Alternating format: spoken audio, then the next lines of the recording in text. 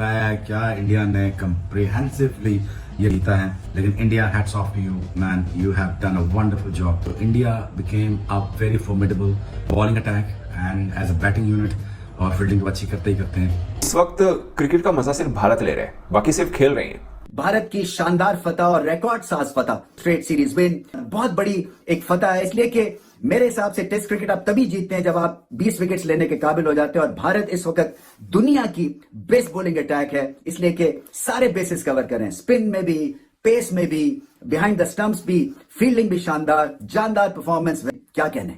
तो अब इतना इमेंस प्रेशर डाल दिया है, इतना इमेंस प्रेशर बांग्लादेश पे कि उनके होशो हवास उड़ गए, उनके होशो हवास उड़ा दिए हैं इस तरह की बैटिंग के, और अब इस प्रेशर में से निकलेगी नहीं है बांग्लादेश। और अब ये इंडिया का ही मैच है, और इंडिया ही इसको बिल्कुल जबड़े में हाथ डाल के निकालना मैच को, इसको कहते हैं। टेक्निकली तो आप देखें ना, 2 दिन के अंदर खत्म हो गया। इंडिया वर्सेस बांग्लादेश का मुकाबला नहीं है, ये इंडिया वर्सेस टाइम का मुकाबला है। इंडिया ने टाइम को डिफीट कर दिया, एक ऐसे टेस्ट मैच में विक्ट्री हासिल करने का जिसको डे 3 के इख्तिताम पे कहा जा रहा था, तो डलनेस का शिकार हो चुका है। रोहित शर्मा ने अपनी रिलेंटलेस और स्ट्रेटेजिक थिंकिंग और कप्तानी के थ्रू ये पॉसिबल करके दिखा दिया कि भाई साहब, अगर 2 दिन आपके पास बचे तो हम 1.5 दिन में भी जीत सकते हैं। उन्होंने जिस तरीके से इस मैच को अपनी तरफ लेकर आए हैं, ये सिर्फ और सिर्फ इंडिया कर सकता था, ये कोई और नहीं कर सकता था। ये बोलने पे हम मजबूर है, हमें बोलना पड़ेगा, ये सिर्फ और सिर्फ भारत की टीम ही कर सकती थी, और कोई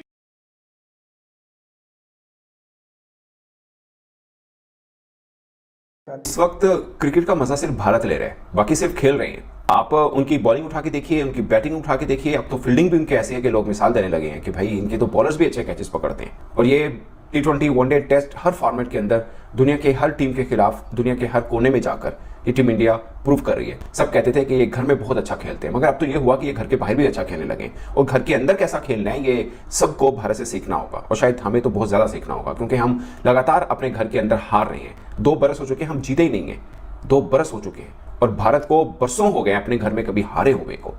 और अब खेल किनसे रहे हैं? उस टीम के खिलाफ जो आपको कद में शायद छोटी नजर आती है, मगर उसके बारे में ये कहा जाता है कि स्पिनर्स बहुत अच्छा खेलती है। ज्यादा जब चौथा दिन खत्म हुआ कानपुर का, मैंने बोला था कि स्पिनर्स की हुक्मरानी रही चौथे दिन में।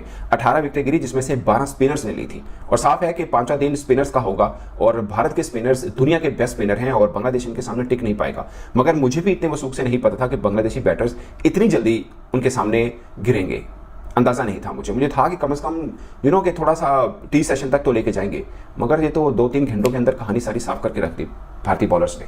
और एक तो बात तय है, पिच बॉलिंग हो, पिच स्पिन की हो,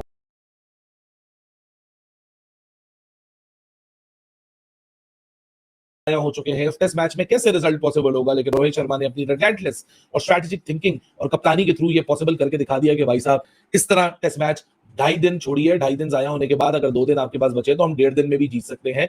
रिमेनिंग 8 विकेटें लेनी थी, एक सेशन में 8 विकेटें लेके इंडिया ने अपने आप को पॉइस कर दिया फॉर दैट मैजिकल विक्ट्री, जो कि शायद डे 3 के इख्तिताम पे किसी ने सोची ना थी। कप्तान रोहित शर्मा, जिसके पास डेडलिएस्ट बॉलिंग पेयर है अश्विन और जडेजा की शक्ल में, फिर जसप्रीत बुमराह जैसा एक स्किलफुल बॉलर है।